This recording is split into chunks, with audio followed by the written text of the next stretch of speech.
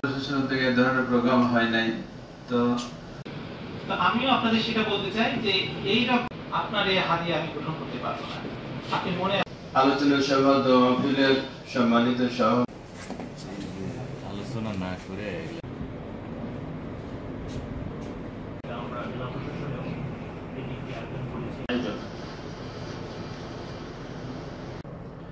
দুনিয়াতে আসসালামু আলাইকুম। এবারই প্রথম যারা আহত হয়েছেন তাদের সুস্থ করে দাও, কাজ করে পরিচিত হয়েছে তৌফিক তুমি দাও। এই দোয়াখানা আমাদের সকলে হিসাব রব্বুল আলামিন থেকে যাবতীয় অন্যায় থেকে আমাদের সকলকে তুমি হেফাজত